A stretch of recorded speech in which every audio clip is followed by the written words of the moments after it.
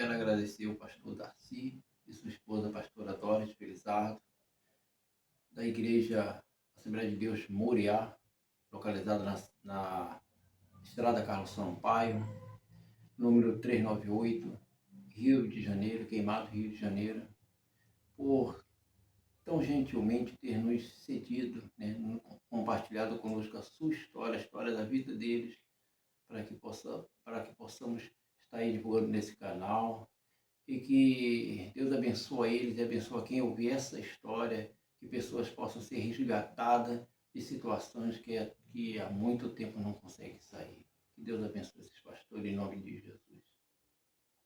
O que acontece? Eu quando veio no meu coração de procurar vocês, que eu sei dessa história há muitos anos, né? Isso tem mais de 20, né? Tem.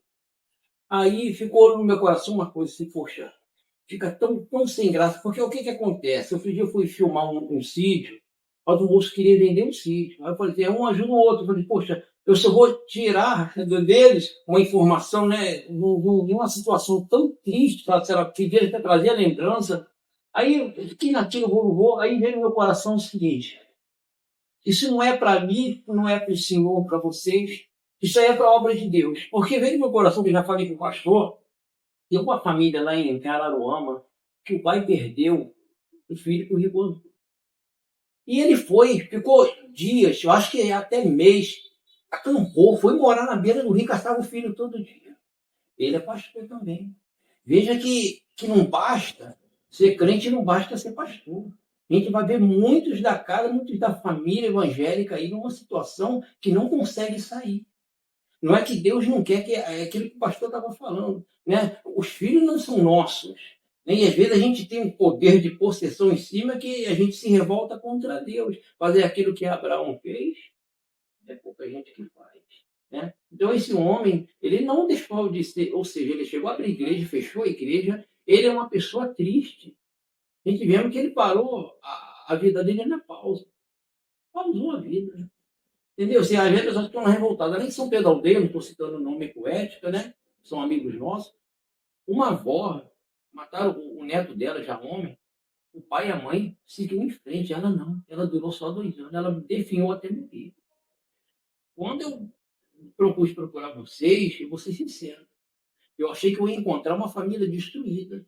Achei mesmo, poxa, meu Deus do céu, achei que, porque muita gente vai para o vício, vai para caminho ruim, porque é uma pancada. Isso que a gente vai começar agora não é uma coisinha qualquer. Não é uma riqueza que perdeu, entrou em falência, uma empresa que faliu. Não é nem um casamento que acabou. A gente está falando abaixo de Deus, o maior amor da nossa vida é os nossos filhos, não é verdade? É qual o pai que é pai mesmo que não morre por um filho?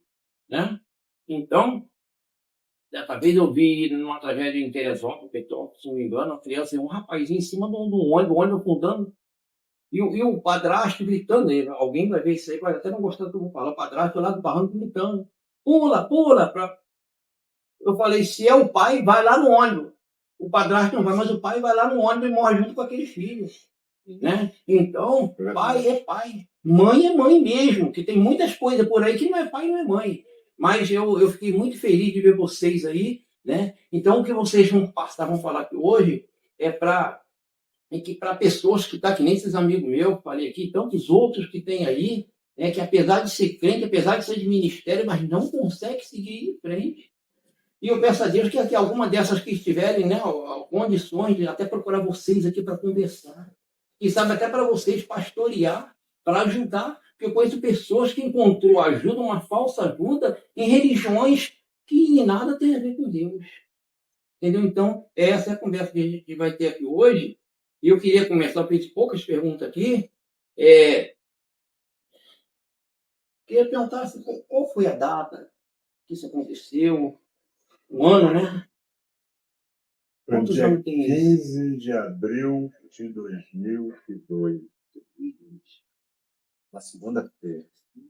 Era filho único? Não. Menino, sim, né? Menino, era o único menino? É o único homem. 2 meninas e um menino. Nós somos pais de 3 filhos, 2 meninas, e no caso ele era do meio.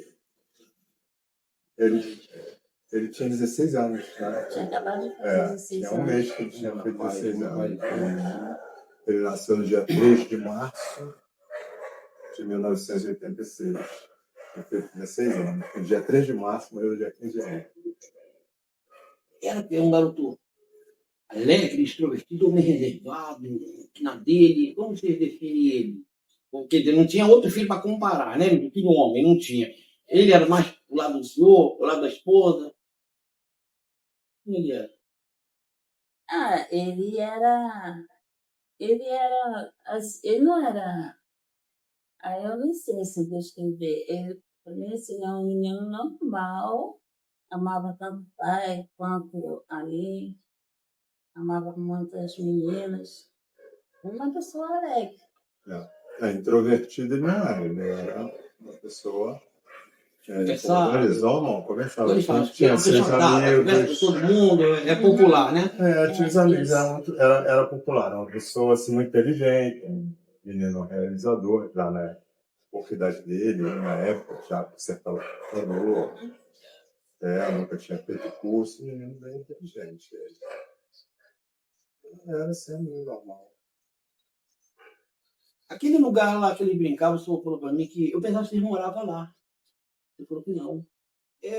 Tem algum parente de vocês, ou da menina que estava cuidando que morava lá, que levou ele? Porque nós temos aqui, ó, o cunhado do senhor falou que o senhor mora ali pro lado da igreja. Ali tem descida, ali tem morro. Luiz Guimarães tem morro, tudo tem morro. Aqui o São Simão tem morro. Por que escolher aquele morro lá? Tem alguma coisa? Não sabíamos. Nós não tínhamos ideia de que ele fazia aquilo. Brincava com esses colegas ali na bicicleta. Isso nós não conhecemos.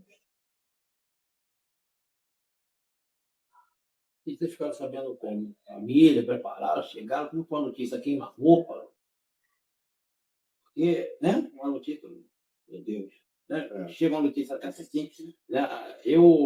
Quando meu cunhado morreu, eu fui chamar um amigo para me ajudar a ir lá na minha esposa para falar com medo, porque ela passava mal, a coisa toda. Só que o primo dela chegou primeiro e deu aquela notícia assim, ó. Ela caiu na hora. Ficou mal na hora. Na verdade, eu nem me lembro muito bem como que chegou aqui a notícia. Chegou aqui para a gente? Olha, assim, eu não sei dizer porque nessa época eu estava estudando. Eu estava estudando seminário. Estava estudando seminário e quando eu cheguei do seminário, eu encontrei meu esposo assim, nervoso, andando para lá e para cá, andando para lá e para cá. Aí ele disse assim, Doris, eu tenho uma notícia para te dar. Vamos falar. Aí depois assim, aconteceu um acidente com os carros. Aí depois assim, aconteceu um acidente com os carros? Sim, aconteceu. Aí ele falou assim, vamos lá. Eu falei, vamos lá. Como é que ele está? Assim, não está muito bem, não. Eu falei assim, não, assim, mas ele falou assim, ele falou para ele, falou que ele tinha falecido. Aí eu peguei, falei assim, não, vamos lá. Falei assim, Deus vai ressuscitar meu filho. Deus vai ressuscitar o meu filho. Aí eu peguei e falei, não, eu acredito, eu creio, Deus vai ressuscitar o meu filho. Aí nós fomos assim, pelo caminho, nós fomos, e nós quando chegamos lá, estava lá deitado no chão. Aí depois eu olhei assim, abaixei perto dele, comecei a passar a mão nele. Eu falei assim, Deus, ressuscita meu filho. Senhor, ressuscita meu filho. Quando nós estávamos passando, nós estávamos congregando numa igreja lá, a igreja do Conselho. Acho que o João parecido. Não, nós já estávamos na Batista. Nós já estávamos na Batista. Então, aí as pessoas no caminho já conheciam a gente, que nós já passamos 2 anos ali. Então, porque nós, quando viramos lá, então o pessoal do caminho já conhecia a gente. Estava todo mundo assim na rua, a gente passando, todo mundo olhando, eu com aquela certeza que Deus ia ressuscitar o meu filho. Aí eu peguei, fui andando, as pessoas olhando assim, depois quando chegou lá, eu vi ele lá, aí eu peguei, abaixei assim perto dele, comecei a passar a mão nele, eu falei assim, Deus, ressuscita meu filho. Deus, ressuscita meu filho.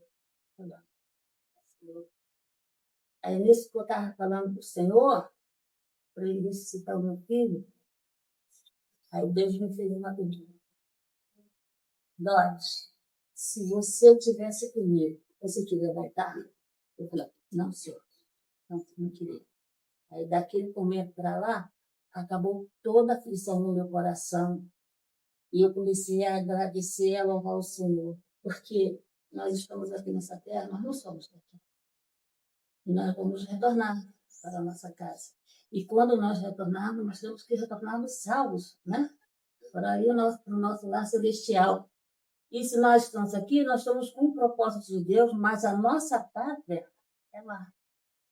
E ele voltou para lá. Graças a Deus. E Deus é uma certeza, né? De onde Deus. ele estava. Ele deu tão grande que tudo do meu coração parou, acalmou.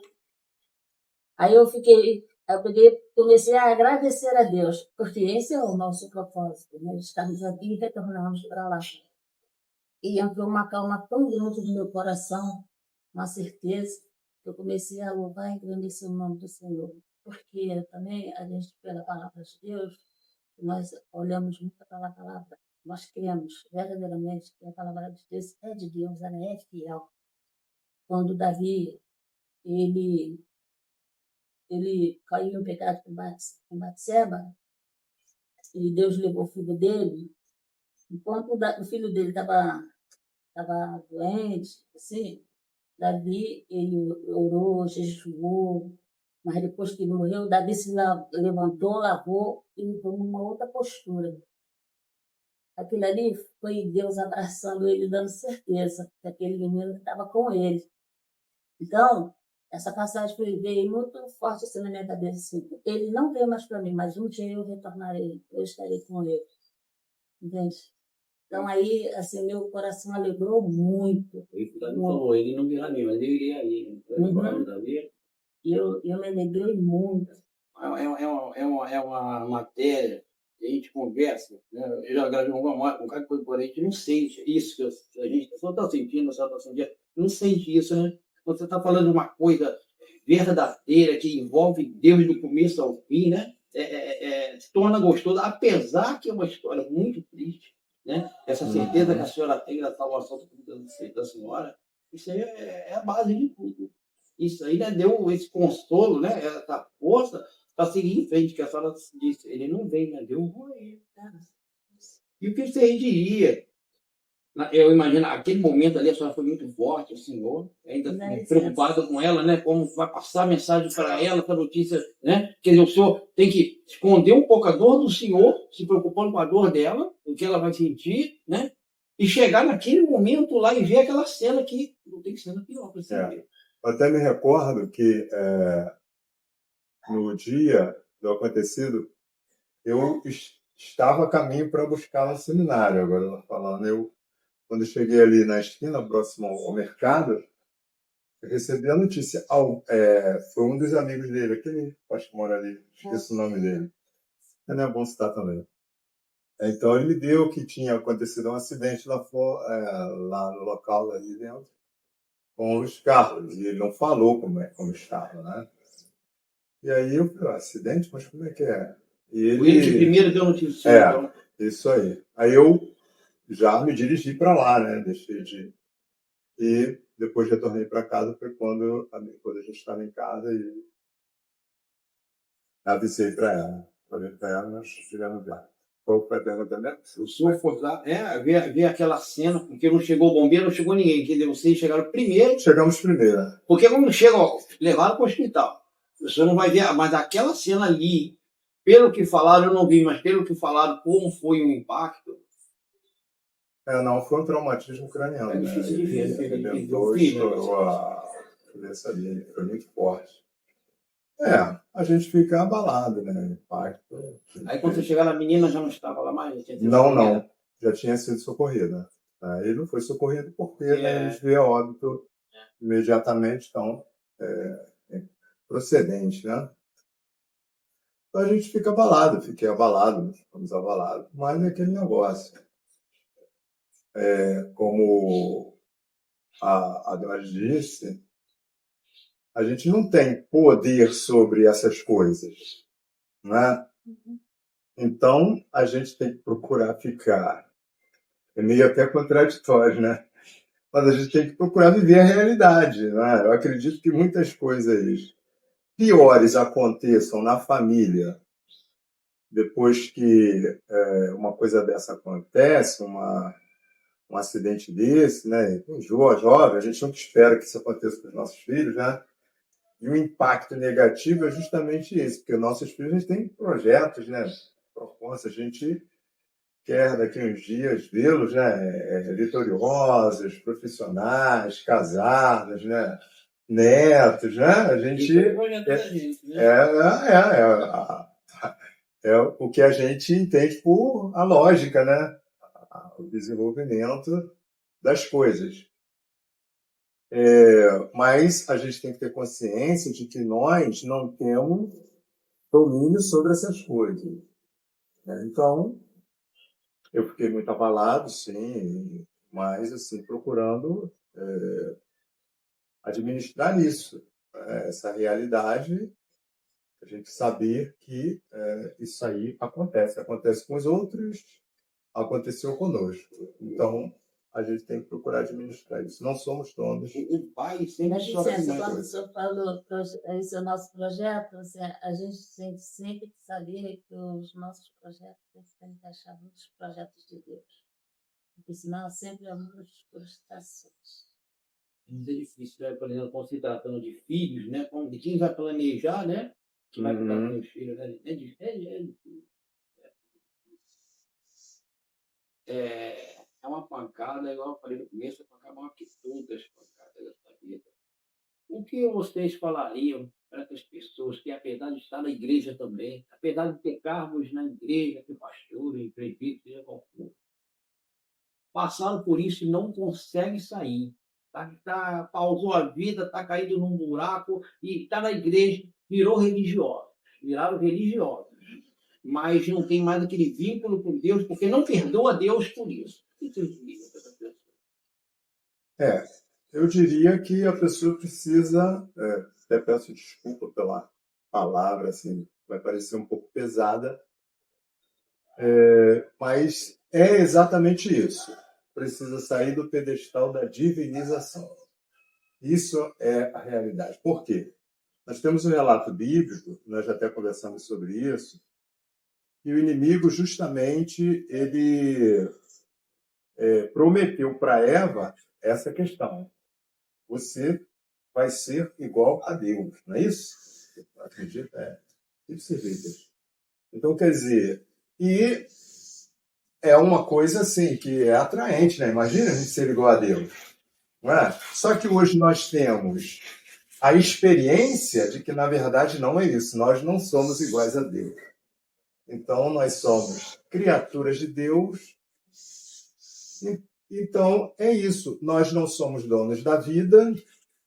Deus nos deu nossos filhos. E Deus é quem governa essa situação. É Deus quem governa a vida. Então, a gente precisa ter a humildade de entender a vontade permissiva de Deus. Não é? A vontade permissiva de Deus.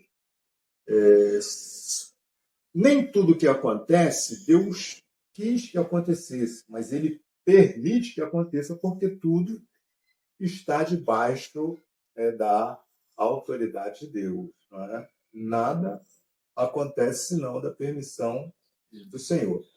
Então, eu aconselho aos meus irmãos em Cristo Jesus é que saiam debaixo dessa maldição, né, da pretensão de ser divinos, que isso aí é até inconsciente.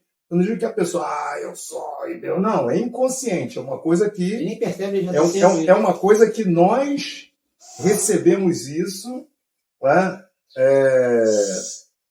Nós recebemos o nosso ego, a nossa alma, ficou contaminada com isso por conta do pecado. Né? Então, a gente tem esse erro, vamos dizer assim, gravado na nossa alma. Então, nós precisamos nos colocar numa posição de humildade diante de Deus e pedir perdão pelos nossos sentimentos, pelos nossos pensamentos negativos, né? Porque nós precisamos estar em linha com Deus. Então, se eu não sou Deus, eu não tenho poder sobre aquilo. Quem tinha poder sobre aquilo permitiu. E é como Isaías diz, né? O barro vai dizer para o oleiro, você faz dessa maneira, você faz de outra maneira. Então é uma questão mesmo de obediência, é uma questão de saber o seu devido lugar. É verdade, você falou isso aí. Eu estava vendo ontem uma reportagem, a menina, né, a mototaxista, né, é o negócio do aplicativo, né, de moto, ela levando o passageiro, disse ela que está passando toda hora na televisão. O carro despegou do viaduto, uns 8 metros de altura, disse o repórter que tem o viaduto. Ela viu o carro vindo na direção da testa dela. Foi ela passar e o carro pegar o passageiro dela, nem esbarrou na moto. A moto não sofreu um arranhão, matou o passageiro dela. E ela parou ilesa mais à frente. É poder Deus. É. Isso é Deus. Entendeu a situação? O carro Exatamente. tirou o passageiro e tirou da moto dela. Você vê que as coisas, né? Parece que já está, assim, tem gente que acredita em predestinação, a gente acredita nas ações de Deus, da forma que ele vê, que de repente Deus muda de opinião, né? Muitas das vezes ele vai fazer de uma forma, às vezes, né? A gente às vezes até busca um consolo nisso, que às vezes o filho de vocês, talvez mais para frente, ele iria se desviar da presença de Deus, e às vezes ia partir sem salvação, e só não ia ouvir isso que a senhora ouviu. Ele está num lugar completo, Exatamente. é verdade. Exatamente. Você vê que Davi, que ele busca. Quando ele recebe a notícia que morreu, vai o quê? Se banha, se alimenta e vai para onde? Adorar a Deus. É isso aí. Ele vai, não, nunca mais quer saber de igreja, nunca mais quer saber de Deus, eu até vou ficar na igreja do meu jeito agora, não. Ele vai lá adorar a Deus. E aí temos o exemplo também de Jó, né? O homem que mais sofreu, né? Que mais teve lutas e provações que nós conhecemos, biblicamente falando. Aquele acontecimento dele ficou chocado, ficou abalado, a gente vê no todo o livro, né?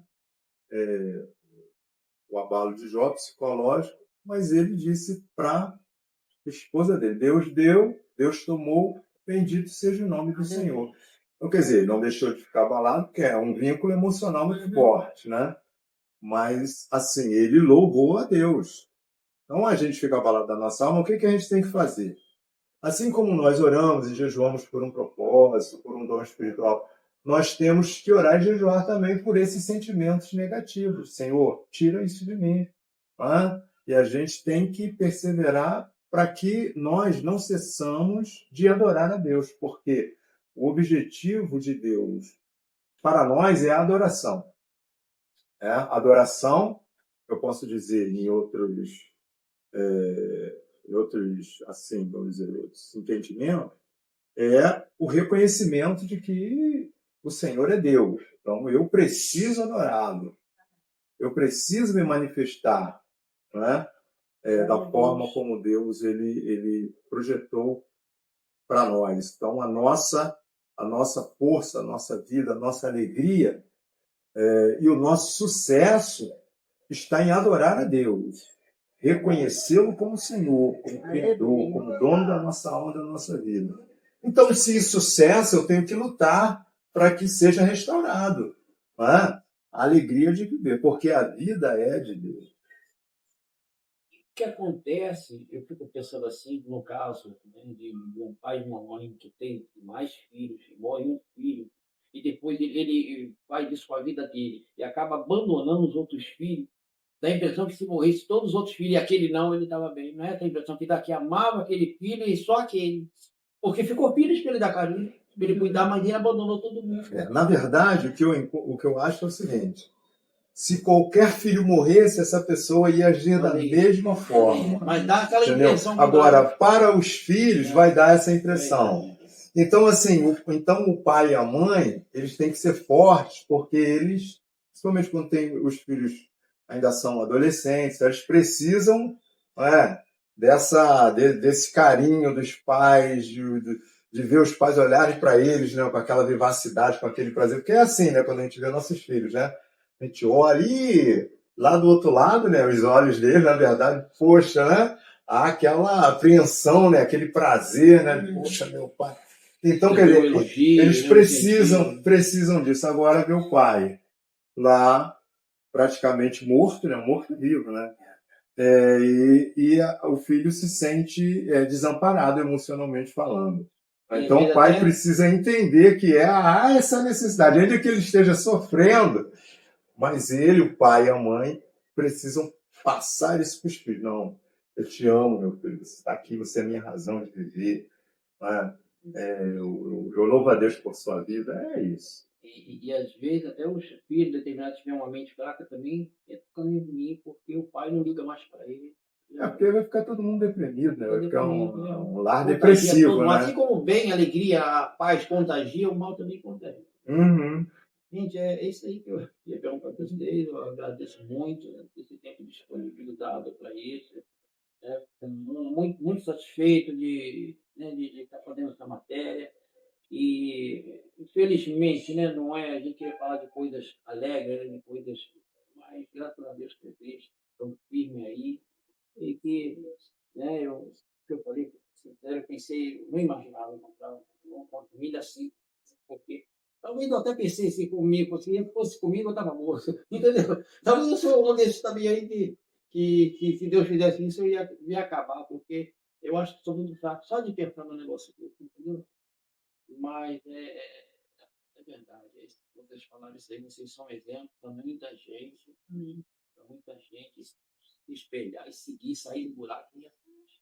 Porque vocês saíram, dá para sair, né? Somos todos iguais, seres humanos, né? Todos nós amamos nossos filhos. Não minoria, imagina, falando da maioria, ama os seus filhos. Sim. Tá, né? Se um ou dois saiu, quer dizer que pelo aquele buraco que escapou, dá para escapar mais. Agora, né? Querer muito também, se esforçar bastante, né? Nós vemos o senhor, até como disse, ainda se contém para poupar a esposa, você vê, olha, o pai sofre também. Dá a impressão que o pai é durão, que não sofre, mas sofre, a gente tem aquela obrigação de esconder o sofrimento, deixar para depois, para ajudar a esposa, para ajudar os filhos. É uma pancada, viu? Vai ter uma abençoa, vocês têm abençoado, e vai abençoar mais. Muito obrigado por essa atenção. Muito bem. Deus abençoe. Amém. Glória a Deus. Foi aqui, nesse portão ali, ó, do lado daquela placa branca ali, que o jovem Luiz Carlos desceu, né, para nunca mais voltar para sua casa. Bateu naquele portão, derrubou o muro, foi parar lá na varanda daquela casa azul. Essa é a rua, esse aqui é o bairro Paraíso, essa aqui é a rua Belmonte. O que acontece? Ele e mais alguns jovens faziam isso, era costume brincar aqui, descer aqui, né, para deixar para frear aqui embaixo. A brincadeira era descer, deixar a bicicleta embalar e frear quando estivesse já aqui em cima da esquina. Vê que aqui é um cruzamento, tem carro, né, tem um atravessal, tem muro, tem casa ali. Não pode confiar no freio da bicicleta. E jovem sabe como é. Tá ok. Valeu. Então foi aqui no ano 2002, 15 de abril, deu numa segunda-feira, o jovem Luiz Carlos, 16 anos, desceu. Ele já fazia isso com costume, brincadeira, juntava outros jovens descendo, e ele descia sempre com a menina no quadro da bicicleta. Aconteceu que nesse dia ele desceu para não subir mais. Boa tarde. E aí as histórias todos, né, já sabem o que aconteceu. Voltou para a casa dele uma grande dor, uma grande amargura, que abraçou seus pais, e só Deus para dar força para eles terem conseguido aguentar, sobreviver essa pancada.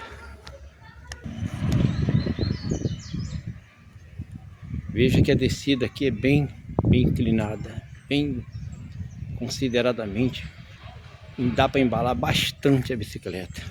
Olha o morro, olha onde vai. Olha lá. Não é brincadeira não. Isso aqui é a rua Belmonte, Paraíso, cidade de Queimados, Rio de Janeiro. Bom, o pessoal aqui de frente não quiseram dar, igual eu já falei, não quiseram dar a entrevista, falar sobre isso. Tá com vergonha de aparecer na internet. Mas eu fiquei sabendo que a menina ficou paraplégica. Então quem vê essa matéria e depois, né, reconhecer, saber quem é, onde ela mora, ela quiser, falar a versão dela, que houve, aqueles últimos momentos que só ela e o rapaz sabia, o que eles falaram, o que eles brincaram, o que eles planejaram, é coisa de adolescente. Entre em contato com a gente que a gente estará fazendo a matéria. Eu agradeço a atenção de todos. Infelizmente, né, agora é uma notícia triste, embora tenha anos, mas não apaga a tristeza, o tamanho da dor, né? E que pessoas que brincam, tantas brincadeiras, coisas parecidas, que põem a vida em risco, pensa bem, reflita, né? Porque não vale a pena não. Morrer por uma brincadeira não vale a pena não.